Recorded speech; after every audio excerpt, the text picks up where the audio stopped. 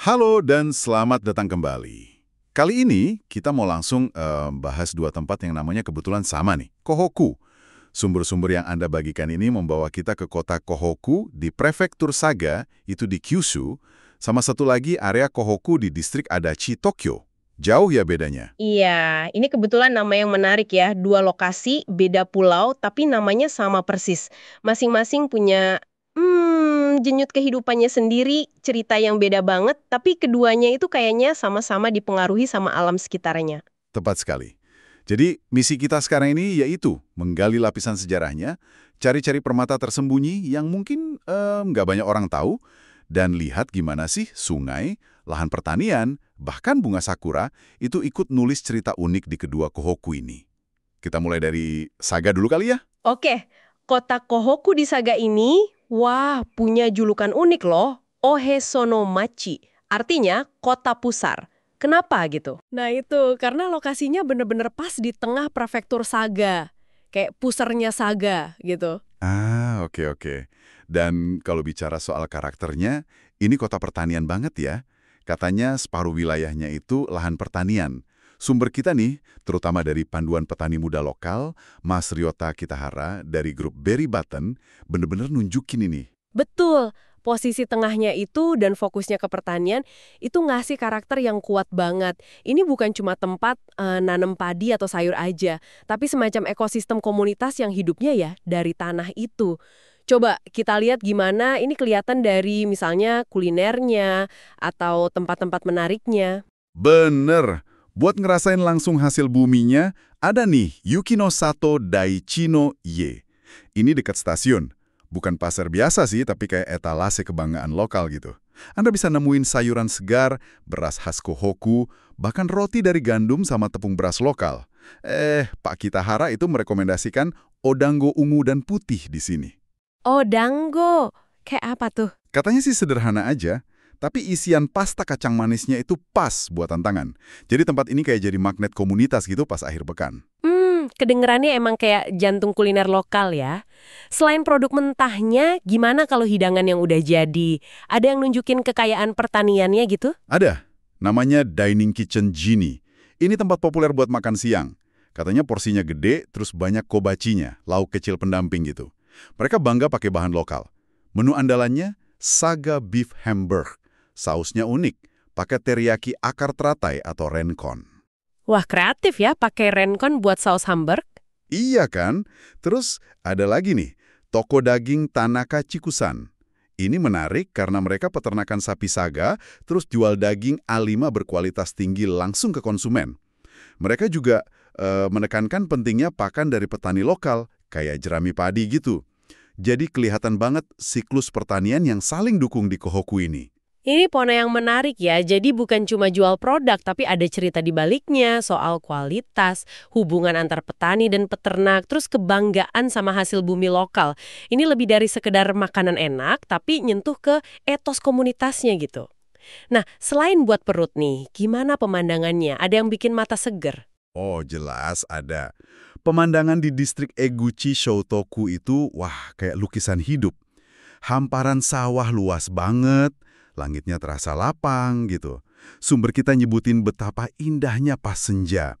Bulir padi emas goyang-goyang kena angin, terus pantulan langit di saluran irigasi. Rasanya, menenangkan banget. Gambaran pedesaan Jepang yang ideal gitulah. Pemandangan sawah emang ikonik ya. Ada tempat lain nggak buat nikmatin panorama alam atau mungkin ruang komunal gitu? Ada, Shiraki Panorama Koen.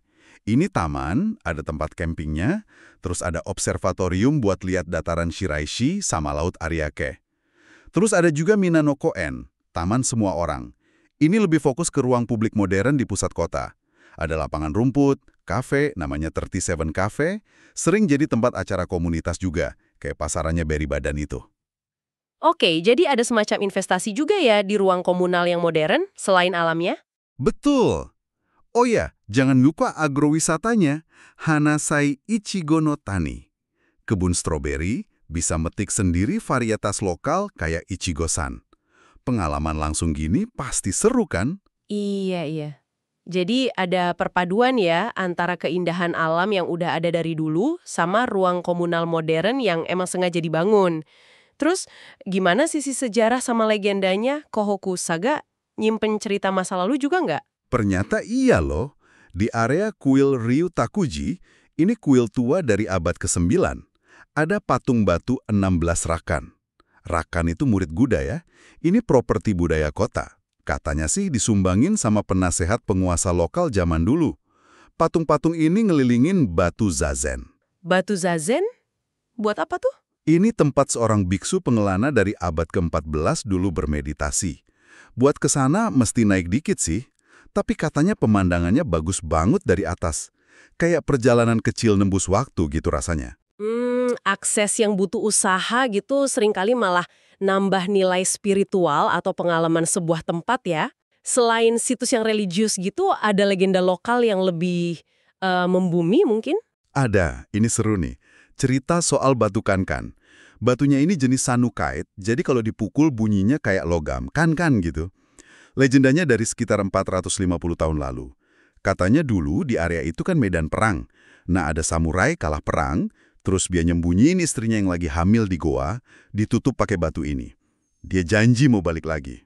Wah, tragis ya. Terus gimana nasibnya? Nggak diceritain detail sih di sumbernya, tapi kisah tragis ini nyambung langsung sama geologi unik batu itu, sama sejarah konflik di area tersebut. Batunya ini ada di area Toria dan jadi bagian dari cerita Rakyat Saga. Perpaduan antara geologi, sejarah perang yang kelam, sama drama personal dalam satu objek ya. Ini contoh bagus gimana lanskap sama sejarah bisa nyatu dalam folklore. Kisah-kisah kayak gini nih yang bikin tempat jadi terasa hidup. Setuju banget. Benar-benar kayak cerita. Ya Kohoku di Saga ini. Nah, sekarang kita kayaknya perlu terbang nih ke Kanto. Ke Kohoku yang satunya lagi, di distrik Adachi, Tokyo. Kontrasnya langsung kerasa deh pasti. Ini bukan kota pertanian, tapi area urban di bagian barat Adachi. Betul sekali. Dan di sini, elemen alam yang dominan itu bukan tanah subur kayak di Saga, tapi Sungai Arakawa, yang sekarang lebih dikenal sebagai Sungai Sumida. Nama Kohoku sendiri kan artinya utara sungai. Tapi hubungan sama sungai ini jauh lebih dramatis kayaknya dibanding di Saga. Banget. Dramatis banget. Titik baliknya itu pas banjir besar tahun 1910. Bencana ini parah banget, sampai akhirnya pemerintah bikin proyek rekayasa raksasa, pembangunan kanal Banjir Arakawa. Ini kanal buatan sepanjang 22 km, lebarnya 500 meter. Wow, gede banget ya. Iya, dan kanal ini secara efektif membelah wilayah desa Kohoku yang ada waktu itu. Lebih dari 1.300 keluarga harus pindah rumah. Kebayang nggak sih dampaknya buat mereka?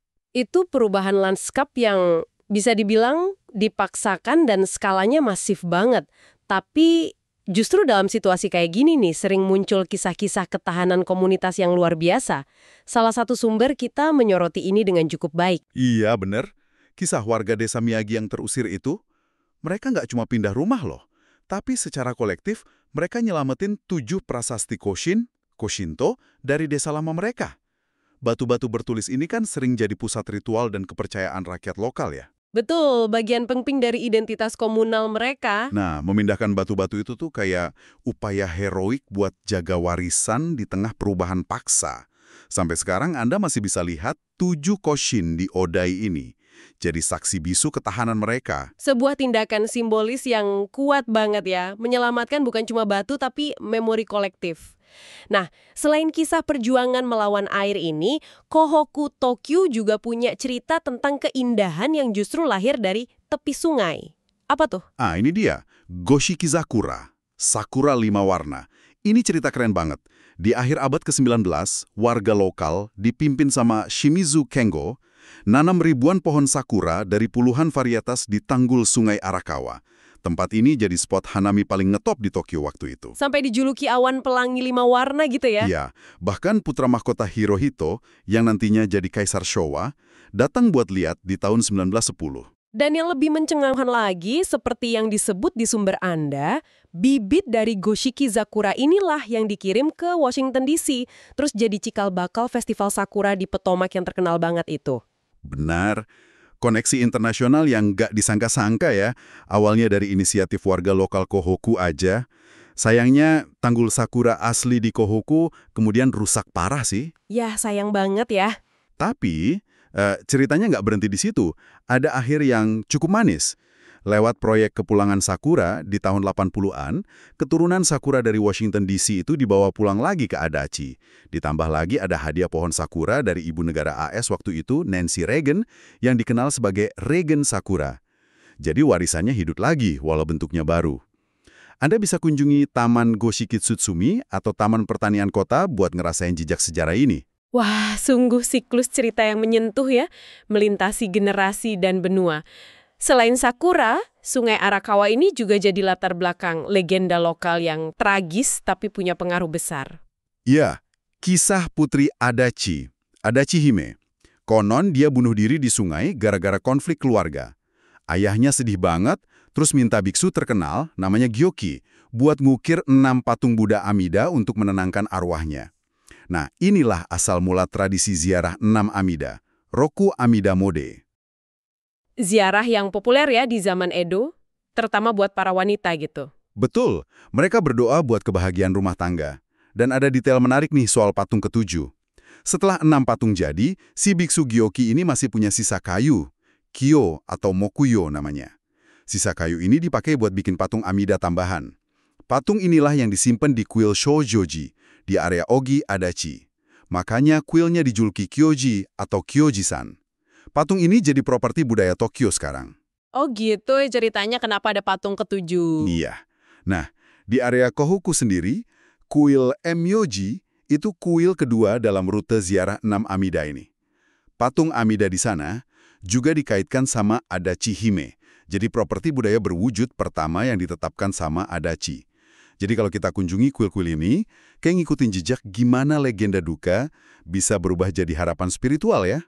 Ini menunjukkan gimana sebuah narasi, walau akarnya dari tragedi, bisa bertransformasi jadi praktek budaya yang ngasih makna dan ya penghiburan buat banyak orang selama berabad-abad. Ada lagi nggak landmark sejarah lain di Kohoku Tokyo yang perlu kita perhatiin? Ada kuil Kohoku Hikawa Jinja. Awalnya ini kuil penjaga desa Numata, daerah rawa-rawa gitu. Dewa utamanya Susanoo Mikoto sering dikaitin sama pengendalian air. Pas banget kan sama lanskapnya?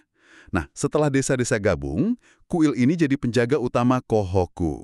Uniknya, ada baskom air batu dari tahun 1699. Udah tua banget. Terus, kuil ini punya pendeta kehormatan wanita. Ini jarang loh di Tokyo. Menarik tuh soal pendeta kehormatan wanita. Iya kan? Terus ada lagi penemuan menarik pas pembangunan Plaza Kumanoki. Ditemuin jembatan Kumanoki tua. Bentuknya kayak kacamata, Meganebashi, yang dulu pernah dilewatin putra mahkota Hirohito pas lihat Goshiki Zakura. Sama ada pintu air Kumanoki dari bata merah yang langka. Dua-duanya dilestarikan, jadi kayak jembatan antara masa lalu kekaisaran sama ruang publik modern sekarang. Penemuan kayak jembatan Kumanoki itu contoh sempurna permata tersembunyi ya. Mungkin orang lewat gitu aja, tapi ternyata nyimpen koneksi langsung ke momen bersejarah. Dan Kohoku Tokyo ini pun terus berubah ya kayaknya. Betul, jalur kereta baru, Nippori Toneri Liner itu memicu pembangunan kembali. Fokusnya sekarang ke tema kesehatan, ada pusat medis baru, taman-taman diperbarui, jadi ada dinamika terus antara pelestarian sejarah sama pengembangan modern. Jadi nih, setelah kita jalan-jalan virtual ke kedua Kohoku ini, kelihatan banget ya bedanya. Yang satu itu pusar pertanian di Saga, yang satunya lagi area urban di Tokyo yang dibentuk ulang sama sungai besar. Namun, ada benang merah yang kuat juga ya. Keduanya nunjukin gimana komunitas itu berinteraksi erat sama alam sekitarnya. Entah itu tanah yang ngasih kehidupan, atau sungai yang ngasih tantangan sekaligus inspirasi. Kita lihat ada kisah ketahanan, perayaan keindahan alam kayak sawah dan sakura, dan gimana legenda serta landmark lokal jadi semacam jangkar identitas di tengah perubahan zaman. Nah, ini mungkin bisa jadi pemikiran penutup nih buat Anda yang lagi dengerin. Seberapa sering sih kita ngelewatin tempat-tempat yang namanya sama, tapi kita nggak sadar cerita unik di baliknya? Atau mungkin lebih dekat lagi, ada nggak sih legenda, bangunan tua, atau bahkan sebatang pohon aja di lingkungan Anda yang nyimpen kisah tentang hubungan masa lalu komunitas Anda dengan alam sekitarnya? Siapa tahu, Mungkin ada penjelajahan menarik yang nunggu, tepat di halaman belakang Anda sendiri. Terima kasih banyak sudah menyimak penelusuran kita kali ini. Sampai jumpa lagi di kesempatan berikutnya ya.